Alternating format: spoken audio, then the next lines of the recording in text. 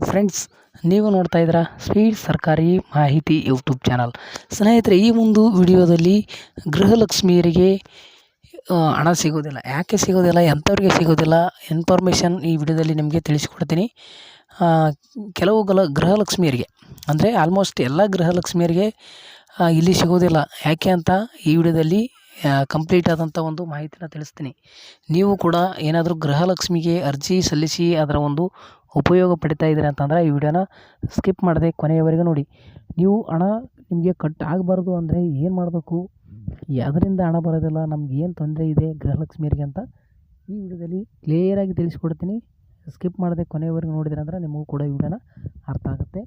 ಹಾಗೆ ನಮ್ಮ ಚಾನಲ್ನ ಸಬ್ಸ್ಕ್ರೈಬ್ ಆಗದೆ ನೋಡ್ತಾ ಇದ್ದೀರಾ ಅಂದರೆ ದಯವಿಟ್ಟು ಸಬ್ಸ್ಕ್ರೈಬ್ ಮಾಡ್ಕೊಳ್ಳಿ. ಇದೇ ರೀತಿ ಹೆಚ್ಚಿನ ನೋಟಿಫಿಕೇಷನ್ಗಾಗಿ ಬೆಲ್ಲೈಕನ್ ಮೇಲೆ ಕ್ಲಿಕ್ ಮಾಡ್ಕೊಳ್ಳಿ. ಸ್ನೇಹಿತರೆ, ಬನ್ನಿ ಈ ಒಂದು ಉಪಯುಕ್ತ ಆದಂಥ ಇನ್ಫಾರ್ಮೇಷನ್ ನಿಮಗೆ ತಿಳಿಸಿಕೊಡ್ತೀನಿ.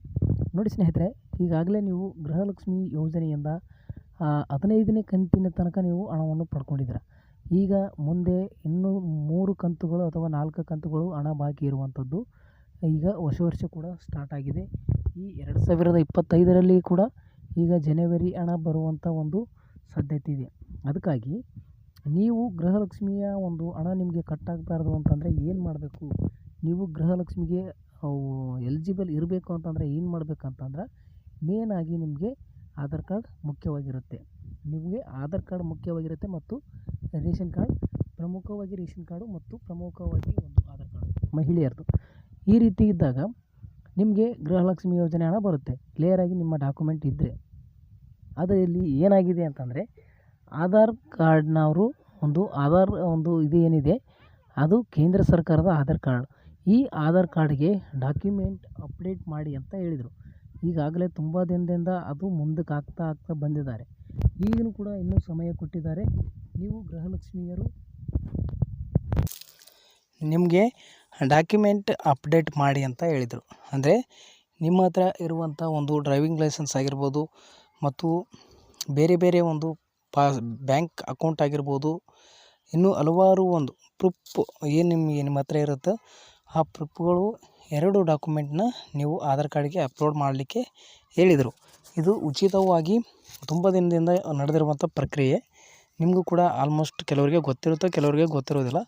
ಹಾಗಾಗಿ 10 ವರ್ಷದಿಂದ ಅಂದರೆ ಆಧಾರ್ ಕಾರ್ಡ್ ಅಪ್ಡೇಟ್ ಮಾಡಿ ಅಂತಂದರೆ ಎಲ್ಲರೂ ಕೂಡ ಮಾಡುವಂಗಿಲ್ಲ. ಆಧಾರ್ ಕಾರ್ಡ್ ಮಾಡಿಸಿ 10 ವರ್ಷ ಮೇಲ್ಪಟ್ಟು ಆಗಿತ್ತು ಅಂತಂದರೆ ಆಧಾರ್ ಕಾರ್ಡನ್ನ ಮಾಡಿಸಿ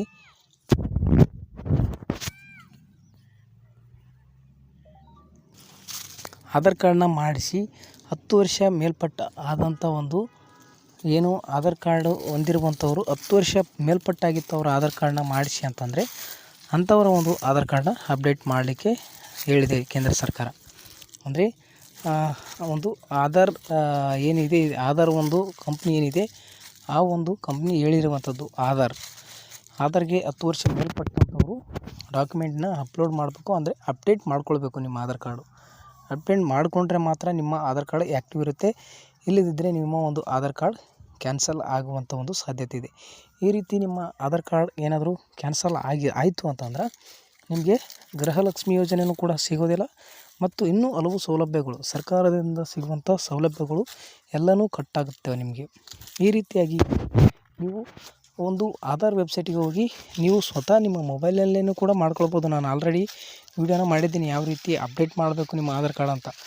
ನೀವೇನಾದರೂ ನಿಮಗೆ ಇಂಟ್ರೆಸ್ಟ್ ಇತ್ತು ಆನ್ಲೈನಲ್ಲಿ ವರ್ಕ್ ಮಾಡ್ತೀರಾ ಅಂತಂದರೆ ನೀವು ನಿಮ್ಮ ಮೊಬೈಲಲ್ಲೇ ಅಪ್ಡೇಟ್ ಮಾಡ್ಕೊಳ್ಬೋದು.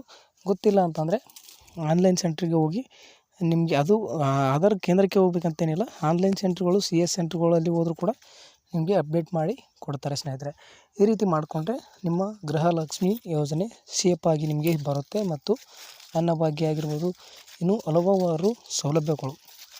ಈಗ ಆಧಾರ್ ಕಾರ್ಡ್ ಇದ್ದರೇ ಎಲ್ಲ ಸೌಲಭ್ಯ ಸಿಗುವಂಥದ್ದು.